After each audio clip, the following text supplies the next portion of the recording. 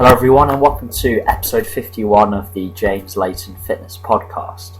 Now in today's episode we're going to be discussing intra-workout nutrition, so during workout nutrition, and the question is this absolutely necessary? Is this necessary within the context of someone just performing weight training?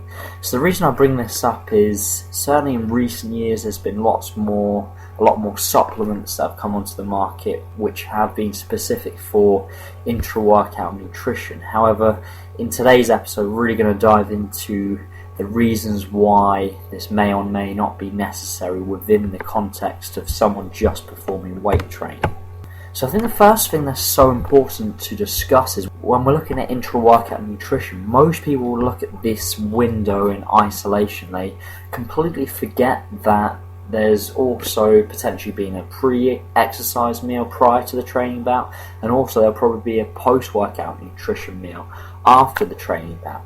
Now the reason why this is so important to think about is there's always going to be nutrients being absorbed from that pre-workout meal as long as it's been 2 hours of the exercise bout. Likewise with the post-exercise meal, this again begs the question of the importance of that intra-workout nutrition meal, whether it's necessary and important because we've got nutrients being absorbed from that pre-workout meal and we've also got a post-workout meal after the training session.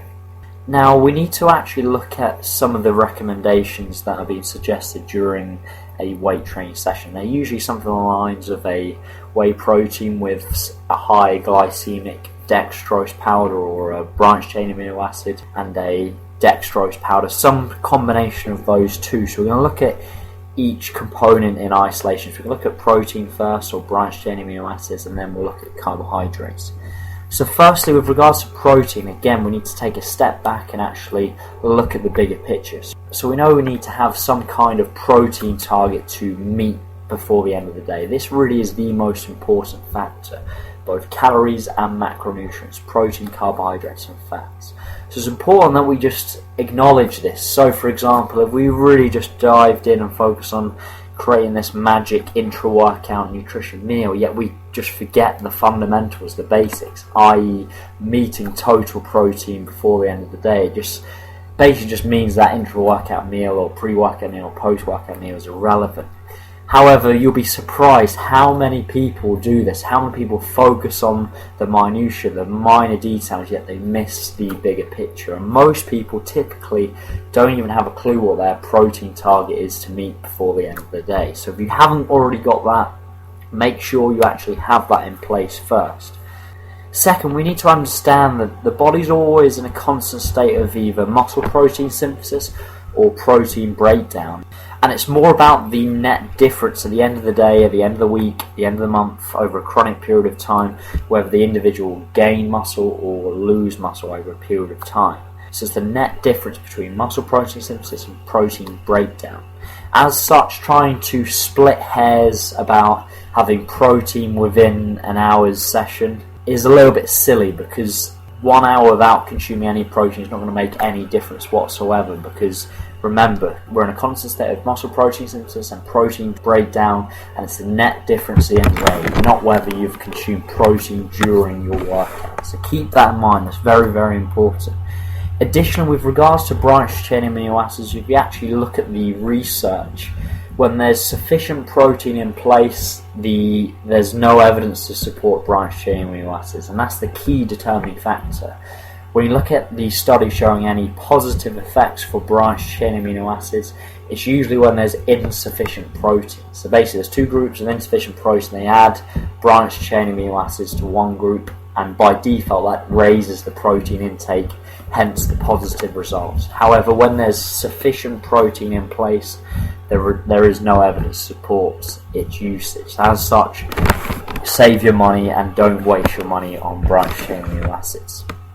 Now, with regards to carbohydrates, we need to look at the reasons why someone would potentially have a intra-workout shake containing carbohydrates, and the reason they'll probably explain to you will be something along the lines of just replenishing glycogen during the session. However, is this really necessary within the context of weight training for approximately 1 hour? it depends on context as usual. It really depends on the type, the duration and the intensity of the session. So for example, if we had an endurance runner or a cyclist training for 2-3 hours consistently, some intra-workout carbohydrate would be necessary for that individual. However, for people listening to this podcast, which is probably yourself, who is just doing weight training for about an hour, there's no real need to have any carbohydrates within that particular session. Again, just to clarify, it all depends on context whether we'll have carbohydrates during the session. So it depends on the type, duration, intensity. Now, if you are an endurance trainer, if you're training longer than an hour, having anywhere between 30 to 60 grams of carbohydrates per hour would be what you should be focusing on. This could be attained via a sports drinks or Lucozade, Powerade, something like that, where you can easily attain that 30 to 60 grams of carbohydrates per hour if you're training longer than an hour and you're, say, a cyclist or a runner. However, for us weight training individuals, this simply isn't necessary.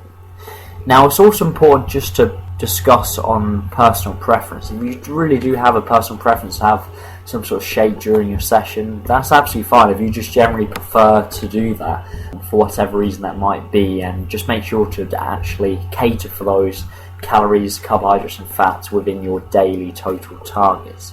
Another example where perhaps you could say intra-workout nutrition meal mightn't be a good idea would be potentially someone that trains fasted, someone that doesn't have a pre-workout meal or any food prior to training. They train early in the morning and they're going in fasted. Potentially you could argue this individual might be worth having a intra-workout nutrition meal. However, for most individuals it simply isn't necessary. Just focus on those fundamentals first, meeting daily macronutrient and calorie targets by the end of the day. I'd still suggest having a pre and post workout meal anywhere between 2 to 3 hours prior to the training bout and 2 to 3 hours post workout. However, that comes with the caveat you've still got the foundation of total calories and macronutrients met by the end of the day, which is the most important factor. But overall, intra-workout nutrition within the context of a weight trainer and just training for 1 hour just simply isn't necessary. So hopefully you found this useful. If you're still yet to download my free ebook, How to Set Up a Nutrition Plan, you go to James Layton, Layton Fitness.co.uk. Click on the top of the website called free ebook. You can download that immediately. Also listen to all my other podcast episodes on iTunes or on my website, and you can also learn more about myself and my services on the website as well. Thank you very much. I look forward to speaking to you next week. Take care.